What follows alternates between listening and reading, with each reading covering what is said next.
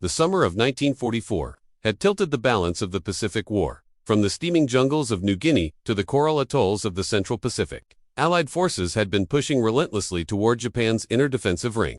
Every month, the maps in Washington, Canberra, and Pearl Harbor showed more red arrows creeping westward. But for the men of the U.S. 1st Marine Division, those arrows were more than symbols. They were the next destination, the next crucible.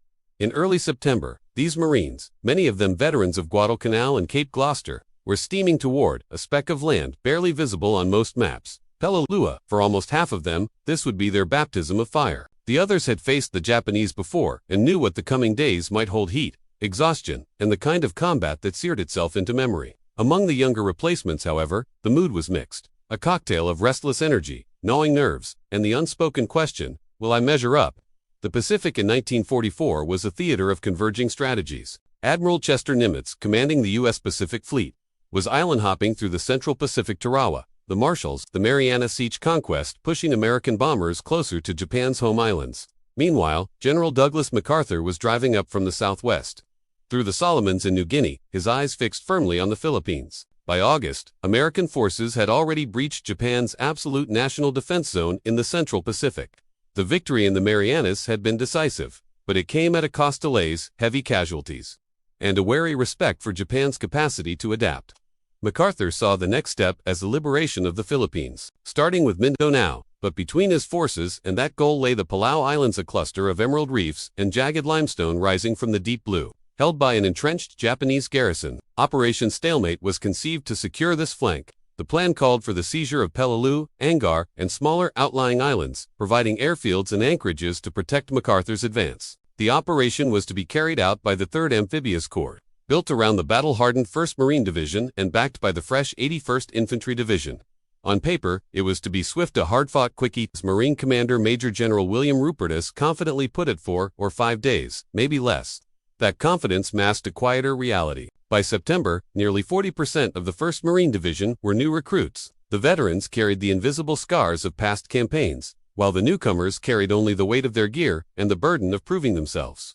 Letters home, hastily written during the long voyage, spoke of one more fight before we're done, though few believed in such finality. The ships cut westward through calm seas under a hard blue sky. Below decks, the smell of oil and metal mixed with sweat as Marines passed the time with card games, cleaning rifles, or staring at pin-up photos taped to the bulkheads.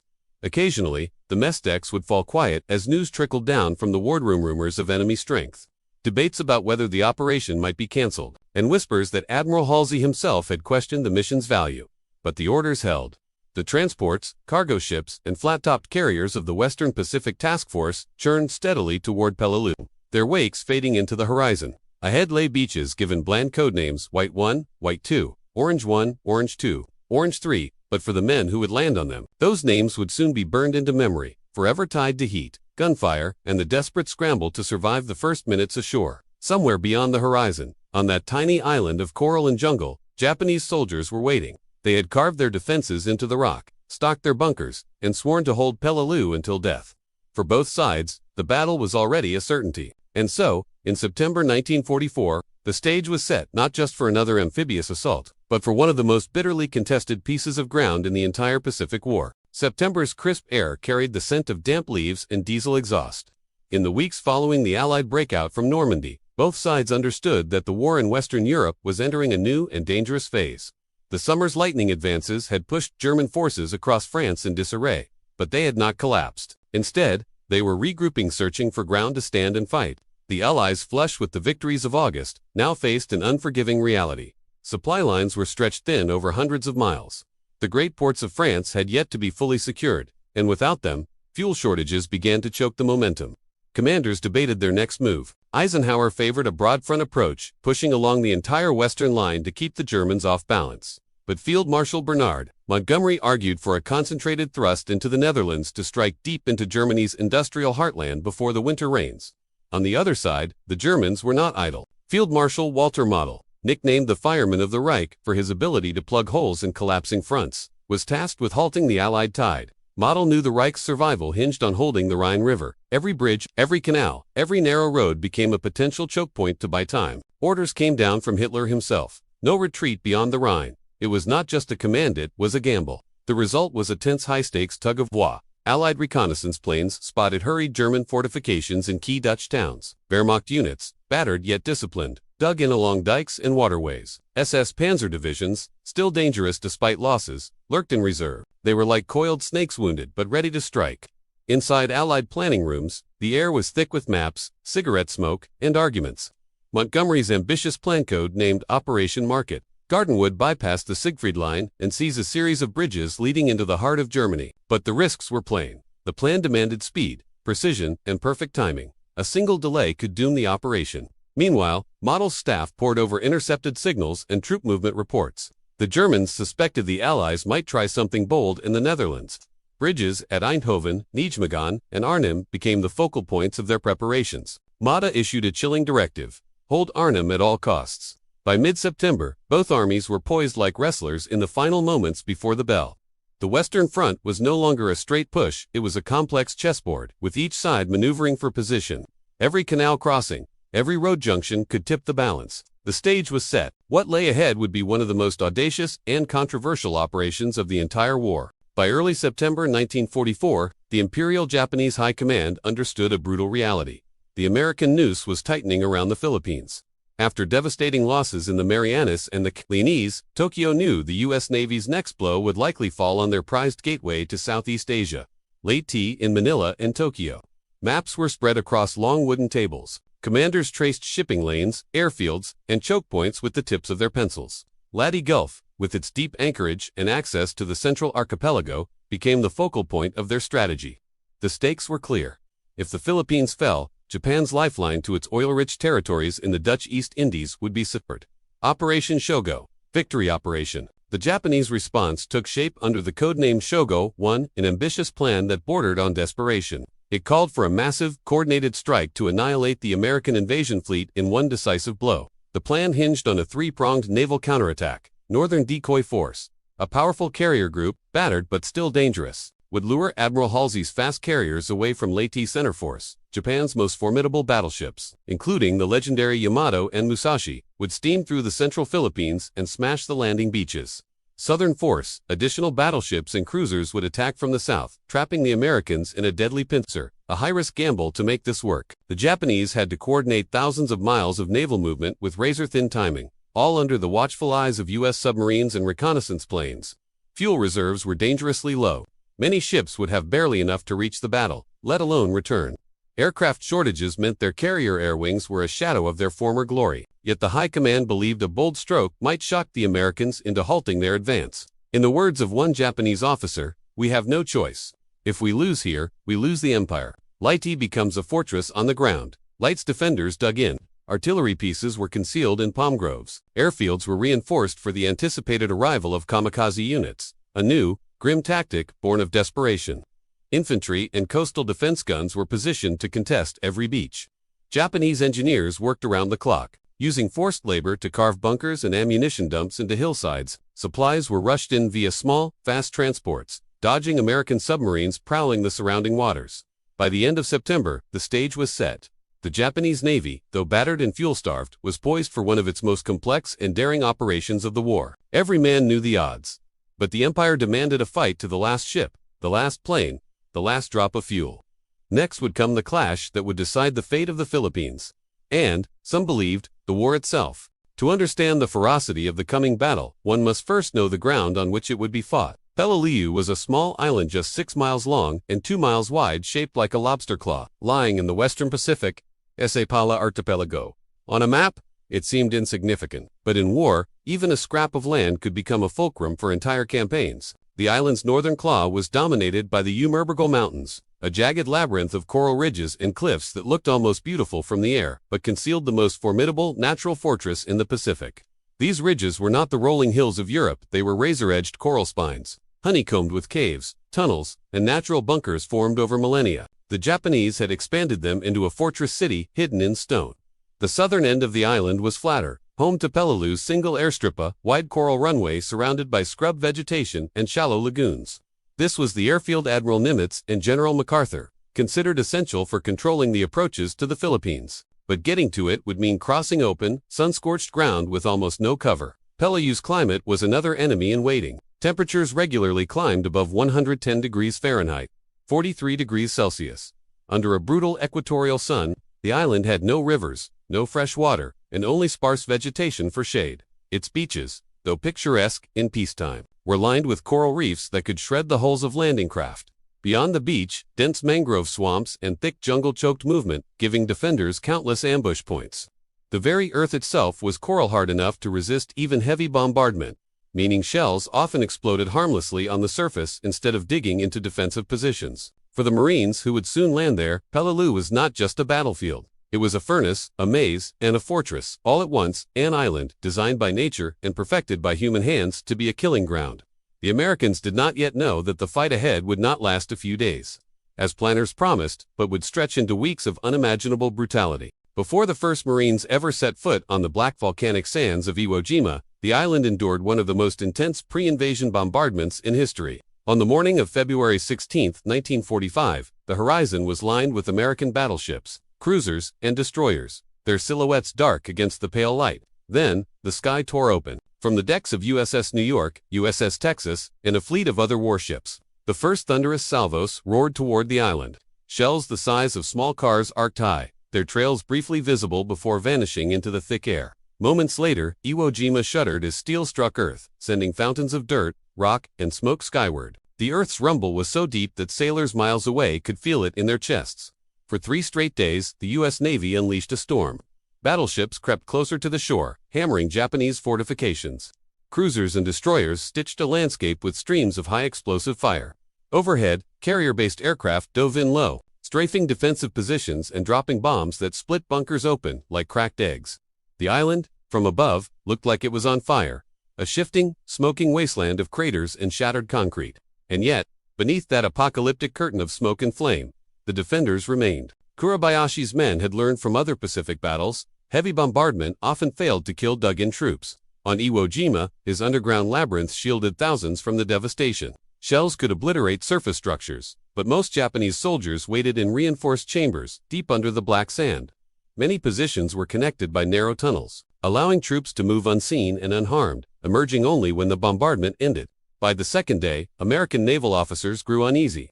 Reconnaissance flights reported that many of the enemy gun positions remained eerily intact. The shelling was scarring the island, but not silencing it. Still, the Navy intensified its attack. On February 18, the final pre-assault day, ships closed to within 600 yards of shore, firing directly into cave mouths and known artillery points. From offshore, Marines waiting aboard transports watched the bombardment with mixed feelings. Some felt confident. Surely nothing could survive such punishment. Others had fought in the Pacific long enough to know better. The stillness of the island between bombardment waves was unsettling, almost unnatural, as if the island itself were holding its breath. When the last shells fell on the evening before the landing, Iwo Jima lay cloaked in smoke and dust. It looked dead. But in the shadows of that silence, deep in the volcanic earth, thousands of Japanese soldiers were still alive, waiting for the moment the black sand would be stained with American blood. On the morning of September 15, 1944, the horizon before Peleliu erupted in smoke and flame. Battleships, cruisers, and destroyers poured shell after shell into the island's shores, their thunderous blasts shaking the very air. The Marines of the 1st Marine Division, packed tightly aboard their Higgins boats, could see the inferno ahead, columns of dust rising like angry ghosts above the ridges and beaches. For many, it looked as if nothing could possibly be left alive on Peleliu. At 8:32 hours, the first wave surged toward Orange Beach. The coral reefs forced the landing craft to halt several hundred yards from shore, forcing Marines to wade through waist-deep water under the tropical sun. Their heavy packs slowed them. The slippery coral scraped their legs. Then, just as the lead Marines stepped onto the beach, the deception of safety shattered. From hidden pillboxes and camouflaged caves, the Japanese defenders unleashed a storm of machine gun fire, mortar, and artillery. The bombardment from the U.S. Navy, it turned out, had barely scratched the intricate underground defenses. Bullets stitched to water. Shells exploded with deafening concussions, flinging sand and shrapnel. Men dropped where they stood. Others crawled desperately for cover behind shattered landing craft or tiny ridges in the sand. The 1st Battalion, 1st Marines, under Lt. Louis Chesty Puller took some of the heaviest fire. Puller himself, standing upright under fire, directed men forward, barking orders over the chaos. To his right, tanks from the 1st Tank Battalion rumbled ashore, their treads grinding over coral, only to become instant targets for Japanese anti-tank guns. The heat already oppressive rose past 110 degrees Fahrenheit, 43 degrees Celsius. The dark volcanic sand burned underfoot, and the humidity pressed like a weight on every breath. The Marines' canteens emptied quickly, yet stopping to drink could mean becoming a stationary target. By midday, elements of the 5th Marines had managed to carve a narrow beachhead, pushing toward the airfield, the key objective for day 1. But the advance was measured in yards, not miles. Each gain bought with lives. Japanese mortar from the high ground, particularly from Umerbergel Ridge, poured fire into the Marines' flanks, halting their momentum. By nightfall, the beach was littered with wrecked Amtraks, burned-out tanks, and the bodies of fallen Marines. The landing had succeeded in establishing a foothold, but, at a terrible cost, over 1,100 casualties on the first day alone. The men knew the fight for Peleliu was far from over. Ahead lay the ridge's jagged limestone teeth, where the enemy waited in darkness. And in that darkness, the battle would only grow more desperate. If the landing at Peleliu was brutal, then the fight for the point was nothing short of hell on earth.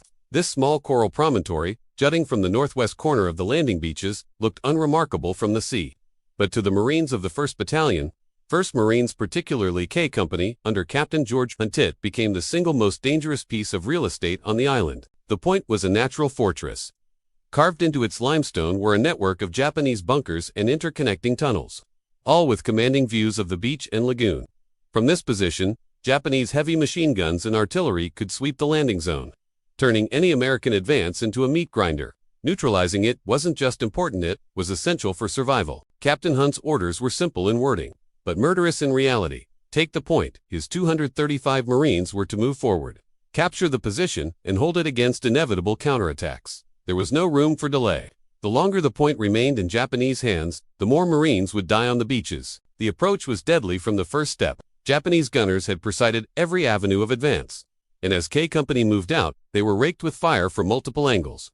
Hunt's men fought forward in short, desperate dashes, diving into shell holes and shallow depressions in the coral to stay alive. The air was filled with the sharp whip-crack of rifle fire, the thump of mortar, and the shrapnel whine that meant death was seconds away. When they finally reached the base of the point, the real fight began. The Japanese had fortified the limestone with interlocked pillboxes, each covering the others. To knock one out, the Marines had to expose themselves to another's guns. Flamethrowers and satchel charges became their tools of survival. Marine demolitions teams would crawl forward under covering fire, plant explosives, then dive for cover as concrete and coral erupted in showers of dust. By midday, Hunt's men had taken parts of the point, but holding it was another matter entirely. Japanese counterattacks came in waves, often preceded by grenades rolling down from above. The tunnels allowed the defenders to reappear in positions the Marines thought were cleared. It became a grim game of whack-a-mole with every gain bought in blood. Through sheer determination, K Company clung to their tenuous foothold. As night fell, they were down to less than half strength, about 80 men left from the original 235. Their ammunition was running low, their water almost gone, and every man was exhausted beyond words. But they held. The point would eventually fall completely to Marine control, but the price was staggering. For Captain Hunt's company, the fight was both a tactical victory and a microcosm of the battle for Peleliu itself, an unforgiving clash of courage, attrition, and endurance against an enemy that refused to quit. The moment the Marines hit the shore at Peleliu, the textbook plans of the invasion unraveled. Instead of a swift push inland, the beaches became a cauldron of fire, shrapnel, and confusion. Japanese machine guns, hidden deep in pillboxes and coral caves, raked the landing zones with a relentless, withering crossfire. Mortar shells burst in the shallows, shredding landing craft before they could even disgorge their men. The sea, moments earlier a pathway to the island, now felt like a trap closing in on them. Communication broke down almost instantly. Radios were knocked out, officers were cut down, and platoons became scattered, unsure of where their neighboring units were. Some Marines, pinned by the intense fire, could only hug the sand, waiting for any chance to move forward. Others made desperate sprints toward the nearest cover, the low coral ridges just beyond the high tide line, often paying for each meter gained with blood. The Japanese had prepared their kill zones with terrifying precision. Interlocking arcs of fire covered every conceivable landing path, and the coral reef channeled incoming troops into predictable choke points. The Marines were finding out, in the most brutal way possible, that Peleliu would not be taken by a quick frontal rush. Adding to the chaos was the brutal heat. Even in the early hours of the day, the sun beat down mercilessly, reflecting off the blinding white coral sand. Canteens were drained quickly, but there was no time or safety to refill them. The humidity wrapped around every man like a suffocating blanket, and already, some were collapsing from heat exhaustion before the battle had truly begun. And yet, amid the hellish conditions, there was movement. Small groups began breaching sections of the Japanese defenses, tossing grenades into pillbox openings, or calling in point-blank fire from tanks that managed to rumble ashore. Progress was slow and costly, but it was progress nonetheless. The Marines' discipline and training were beginning to reassert themselves over the shock of the initial onslaught. By midday, the beaches were still under fire, but footholds had been established. The cost had been staggering, and the island ahead promised even worse fighting. But the Marines were on Peleliu, and they weren't going back. As the sun dipped below the Pacific horizon, Pelelius' jagged ridges cast long, menacing shadows over the battered beaches. The intense heat of the day gave way to a humid darkness, but relief was a distant fantasy. The Marines, exhausted from hours of fighting, now had to prepare for the long, perilous night ahead. The battlefield was eerily alive. Sporadic gunfire cracked in the distance. Somewhere inland, a Japanese mortar coughed, followed by the heavy thud of shells landing dangerously close. The smell of cordite mixed with the stench of seawater, diesel, and the grim scent of death. On the western beachhead, men of the 1st Marines dug in among the shattered coral. Using their entrenching tools to scrape shallow foxholes in the unyielding ground, many had to stack sandbags or drag the bodies of fallen comrades and enemies alike to form makeshift cover. The order from officers was clear: hold your position, expect counterattacks. They knew the Japanese wouldn't wait for daylight. Colonel Kunio Nakagawa had made his defensive strategy painfully clear hit the Americans hard at night, when visibility and coordination were weakest. As the last traces of twilight faded, the island seemed to inhale before the storm. Then it began. From the hills to the east, Japanese heavy machine guns and mortars opened fire. Tracers stitched across the sand like glowing red claws. Mortar rounds burst in geysers of sand and shrapnel, shredding palm stumps and spraying coral fragments like knives. Marines fired back with rifles, bars, and machine guns, their muzzle flashes lighting up faces smeared with grime and sweat. Some called out for corpsmen, others shouted range estimates to mortar crews. The noise was deafening. Every explosion echoed between the rocky ridges, making it impossible to tell where the next strike might come from. In the midst of the chaos, the Japanese launched infiltration attempts. Small groups crept toward the American lines, sometimes crawling through shallow surf or using the twisted wreckage of landing craft as cover. In the darkness, shapes appeared and vanished in an instant, forcing Marines to fire at shadows, sometimes only realizing too late whether they'd hit friend or foe. Private First Class Tom Bradley, barely 19, clutched his M1 Garand, his hands trembling. Somewhere to his left, Sergeant Red McLean barked orders, telling his squad to conserve ammunition. They'll come again, don't waste it all now. And come they did. Wave after wave probing attacks meant to exhaust and confuse. Each time, the Marines held their ground, pushing the attackers back with grenades, rifle fire, and bayonets. By midnight, the air was thick with smoke and the metallic temps of blood. The hours crawled. Some men, too tired to stay fully alert, fought against the pull of sleep. Others stayed rigidly awake, eyes locked on the black void beyond their foxholes. The only measure of time was the moon climbing higher in the sky. By dawn, the counterattacks faded. The beachhead was still in Marine hands, but at a cost. The sand was littered with the fallen Americans and Japanese alike. Corpsmen moved silently among the wounded, their bandages soaked crimson. The survivors knew they'd faced only the first test. The real fight, the one for Peleliu's heart, still lay ahead, somewhere in the tangled ridges and caves beyond the beach. And after that first night, they understood one thing with chilling certainty. The island wasn't going to be taken quickly, or cheaply. By dawn, on September 16th, the orange glare of sunrise revealed the grim outcome of the first 24 hours. The beaches were still littered with wrecked Amtraks and half-sunken LVTs, but the Marines had a foothold. Their next objective lay just ahead, a vital prize that had been one of the main reasons for the entire invasion: the Peleliu airfield. The airfield was a wide, flat stretch of coral and crushed rock, running east to west across the island. From the air, it looked like an easy prize, just an open runway with a few revetments. On the ground, it was another matter entirely. The Japanese had zeroed in every inch with mortar, machine guns, and artillery from the ridges to the north and the south. Anyone crossing it would be exposed under a blazing tropical sun, with no cover except the occasional shell crater. Colonel Louis Chestipuller's 1st Marines were ordered to take the airfield head-on.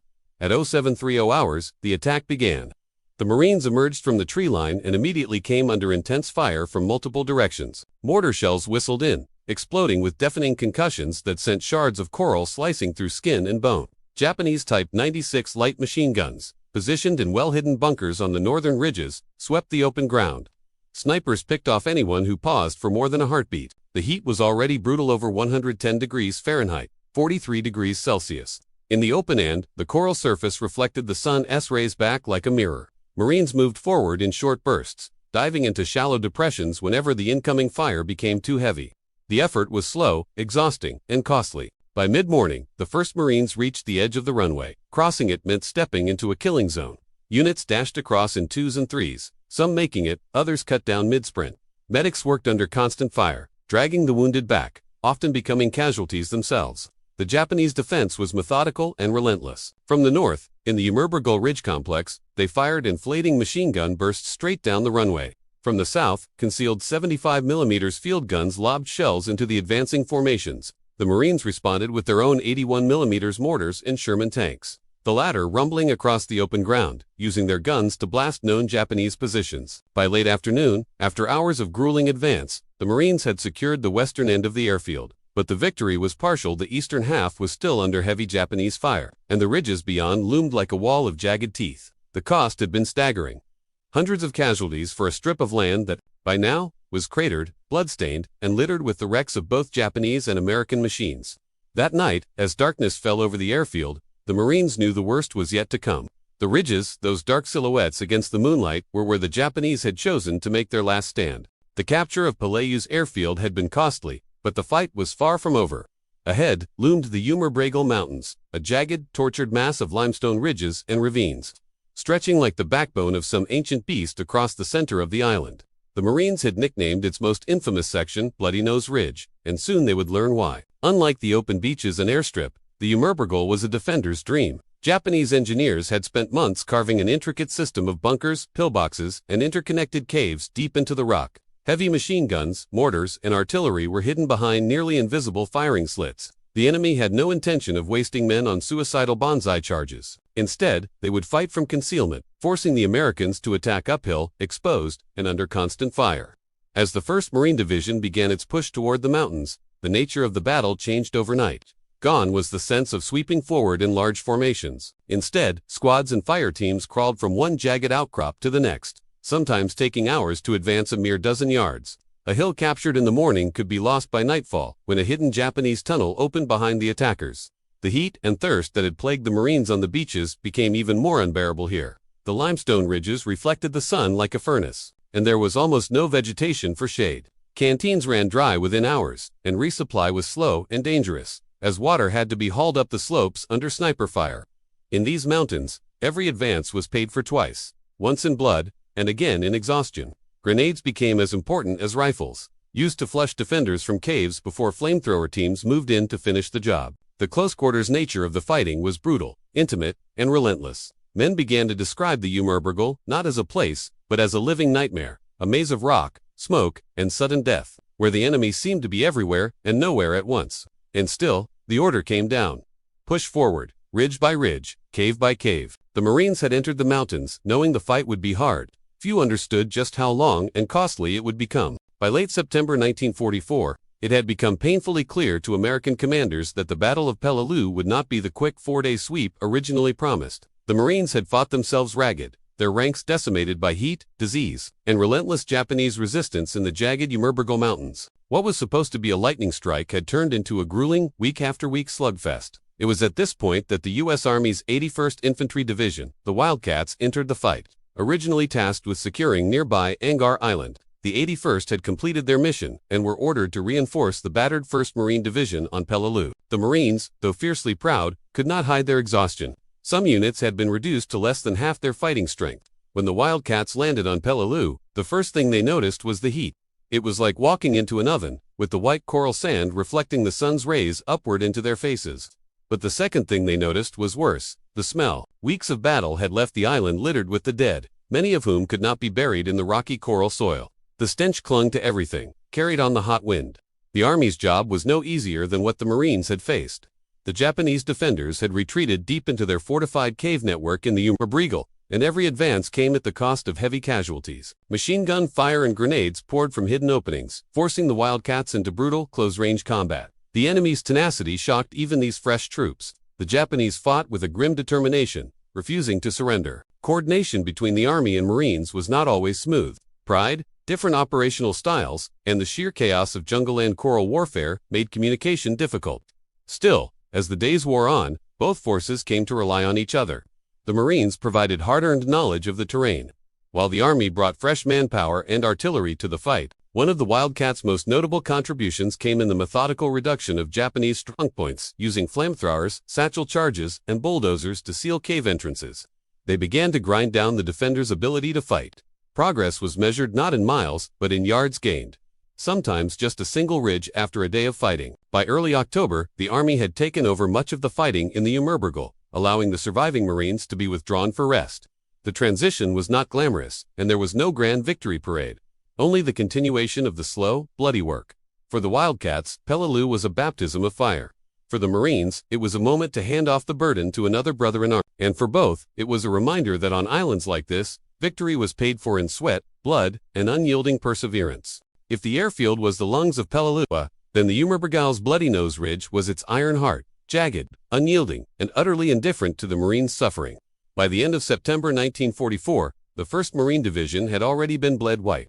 Now, the fight narrowed to this nightmarish stretch of coral cliffs and honeycombed caves. The name Bloody Nose came naturally. It was as if the island itself kept punching back, harder each time the Marines tried to move forward. The ridge wasn't tall in the traditional sense, only rising a few dozen feet above the surrounding ground. But its sheer, fractured coral walls made it almost unclimbable. The Japanese defenders, from Colonel Kunio Nakagawa's 2nd Infantry Regiment, had turned it into a fortress. They had overlapping fields of fire, interlinked bunkers, and cave positions that could only be taken one at a time, and each at the cost of lives. The usual Marine tactic of outflanking simply didn't work here. Every ridge led to another. Every draw was a funnel into machine gun and mortar fire. The first assaults were textbook examples of bravery meeting geometry. Rifle companies went forward under covering fire. Flame tanks lumbered up to scorch the openings. Demolition teams with satchel charges sprinted in, and were often cut down before they could get close. The Japanese had perfected the art of staying alive under bombardment, emerging only after the shelling stopped, and often firing from completely different openings than expected. Marines began describing the ridge as alive, not just because of the enemy, but because of the constant noise. The echo of gunfire bouncing off coral, the ringing of ricochets, and the eerie, hollow thuds of grenades going off inside unseen chambers. Progress was measured in yards, and those yards were often taken at the expense of an entire squad. The weather added another layer of misery. The heat radiated from the coral like a furnace. Dehydration was rampant, and the stench of death from both sides settled into every crevice. Resupply became a nightmare. Water had to be carried up under fire, and stretcher teams risked everything to bring the wounded down. By early October, Bloody Nose Ridge had become the most notorious piece of ground in the Pacific campaign to that point. The Marines were fighting not just the Japanese, but exhaustion, disease, and the psychological toll of attacking an enemy who seemed to be everywhere, and nowhere, at once. It was clear to everyone that taking the ridge wouldn't be a single glorious charge. It would be a slow, grinding erasure of resistance. One cave, one position, one bloody day at a time. And the men knew, deep down, that this fight wasn't about to end soon. By late September, the fight for Peleliu had transformed from an amphibious assault into something resembling the grim, slow-moving battles of World War I. The Japanese, entrenched in the Umerbergl, had turned the mountains into a fortress. For the Marines, it was no longer about charging positions. It was about methodically prying the enemy from their holes, one cave at a time. The Americans began employing a relentless cycle: spot a cave opening, blast it with mortar, follow up with tank fire, then send in flamethrower teams to burn out whoever remained. The thick jungle and jagged terrain made coordination difficult. Sometimes a cleared position would be reoccupied by Japanese soldiers using hidden passageways to circle back. Every yard gained cost lives, and every step forward left behind a trail of the wounded. Food and water were hauled up the slopes by hand under constant sniper fire. Heat exhaustion became nearly as deadly as enemy bulletsmen collapsed mid-climb, their canteens already empty hours before resupply could reach them. Flies swarmed over everything, drawn by the smell of death that lingered in the humid air. The Japanese still fought with fierce discipline, rarely surrendering. At night, they launched small but terrifying infiltration raids into American lines. Gunfire would erupt suddenly in the dark, followed by shouts and the hiss of grenades being thrown into foxholes. For the Marines, sleep became a luxury measured in minutes, not hours. By early October, the Americans realized that the Umerbergl could not be taken by brute force alone. The battle shifted to siege tactics surrounding Japanese positions, sealing off cave entrances with explosives, and starving the defenders out. Bulldozers were brought in to push rubble into tunnel mouths, trapping the enemy inside. It was grim, exhausting work, and the psychological toll on the men was immense. Some caves were fought over 4 days, with Marines returning again and again to the same rocky outcrop, unsure if the enemy inside had truly been killed. In certain cases, Japanese soldiers held out for weeks without food or water, determined to die in place rather than be taken prisoner. The fight was no longer about taking the island, it was about enduring it. By late October, Peleliu was a shattered island.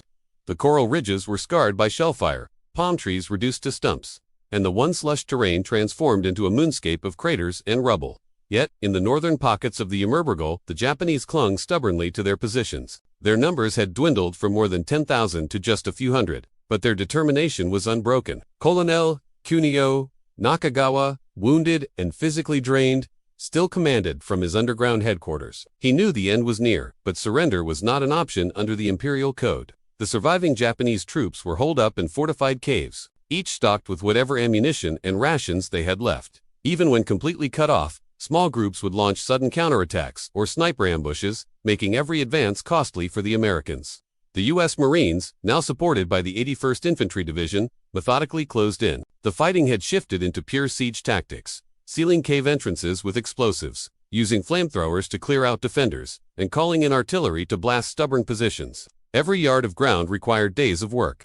By early November, the once intense gunfire on Peleliu had fallen into sporadic bursts. The Japanese were dying in place, many from starvation or dehydration as supplies ran out. Some committed suicide rather than be captured. On November 24, Colonel Nakagawa performed seppuku in his cave command post after sending a final radio message praising his men's sacrifice. The following day, organized resistance officially ended. The cost had been staggering. The Americans suffered over 9,600 casualties, nearly one-third of the original invasion force. The Japanese garrison had been almost completely annihilated. Fewer than 50 prisoners were taken alive. When the guns finally fell silent, Peleliu was declared secure. Though secure was a relative term, isolated holdouts would still emerge from caves for weeks, and the psychological scars on those who fought there would last a lifetime. The battle, intended to last just a few days, had stretched into more than 2 months of unrelenting brutality. For many veterans, Peleliu would stand out as the harshest, most unnecessary fight they had endured. Yet for those who survived, the island became a symbol of endurance under the most hellish conditions imaginable, a final testament to the ferocity of the Pacific War. When the guns finally fell silent on Peleliu, the island lay in ruins. Coral ridges were shattered, palm trees stood like blackened skeletons, and the once pristine beaches were scarred with craters and debris. The stench of death of both man and nature hung in the humid air. For those who survived, the battle was over, but the memories would never fade. The 1st Marine Division had endured more than a month of relentless combat. Of the roughly 18,000 Marines who landed, over 6,500 were killed or wounded, a casualty rate so high it rivaled some of the bloodiest battles in Marine Corps history. The Japanese garrison of nearly 11,000 men fought almost to the last. Only a few hundred were taken prisoner, most too wounded to resist. Yet, as historians would later point out, the strategic value of Peleliu was questionable. The airfield was operational within days of capture, but the island's role in supporting the Philippines invasion was minimal. The Japanese had been bypassed elsewhere in the Pacific, their strongholds left to wither without supplies. Many veterans would come to believe that Peleliu had been an unnecessary sacrifice, a brutal lesson in the dangers of overestimating an objective's importance. For the Marines and soldiers who had fought there, however, Peleliu was not just a dot on a map, it was a crucible. The camaraderie forged in the caves of the Ymerburgel, the heroism under fire, and the sheer will to survive became part of their identity. Medals were awarded, names etched into memorials, and stories passed down to future generations. But the psychological toll was immense.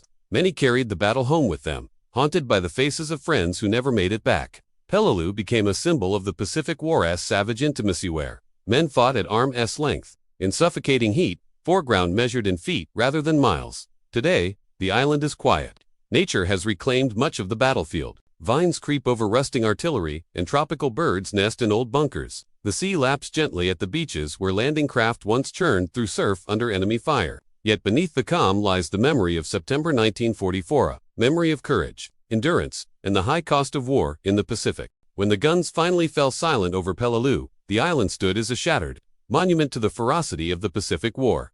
What had once been a coral paradise of swaying palms and turquoise waters was now a desolate, pockmarked wasteland, a place where nearly every tree had been shredded by artillery and every rock bore the black scorch marks of fire and explosives. For those who fought there, Peleliu was not just a battle, it was a crucible that tested the limits of human endurance. The strategic value of the island, debated even before the invasion, was quickly overshadowed by the sheer cost in blood. In the years that followed, many historians would argue that Peleliu's capture had little tangible effect on the larger Pacific campaign, especially as the war moved swiftly north toward the Philippines, Iwo Jima, and Okinawa. But for the Marines, soldiers, and Seabees who bled there, the battle's significance was deeply personal. For veterans, Peleliu became a name spoken with a kind of grim respect. Those who survived carried the memories of unbearable heat, the choking coral dust, the stench of death, and the unyielding resistance of an enemy who fought to the very last man. These recollections were often locked away, shared only with fellow veterans who understood. The Japanese defenders, too, left behind their own legacy, one of unparalleled determination. Colonel Kunio Nakagawa's defense had rewritten the book on Pacific Island warfare, replacing the old doctrine of banzai charges with a methodical, deadly war of attrition. His tactics would be seen again at Iwo Jima and Okinawa, ensuring that Peleliu's lessons were studied carefully by both sides. In the decades after the war, the island began to heal. Vegetation slowly crept back over the scarred ridges. Rusted wrecks of tanks and landing craft became relics, visited by occasional historians, veterans, and divers. But beneath the soil, countless unexploded shells and the remains of the fallen, American and Japanese alike, still lay undisturbed, silent witnesses to the carnage. For the United States, Peleliu served as a harsh reminder that in war, victory often comes at a staggering cost. It became a lesson in military planning, a cautionary tale about objectives weighed against human lives. For the men who were there, it was an indelible chapter in their personal histories, one marked by courage, suffering, and the unbreakable bonds forged in battle. Today, Peleliu remains a quiet island, its beaches washed by the same gentle surf that greeted the Marines in 1944. Yet beneath its beauty lies a history written in blood and sacrifice, a legacy that endures not in the maps of strategic value, but in the memories of those who fought and in the solemn acknowledgement of what they endured.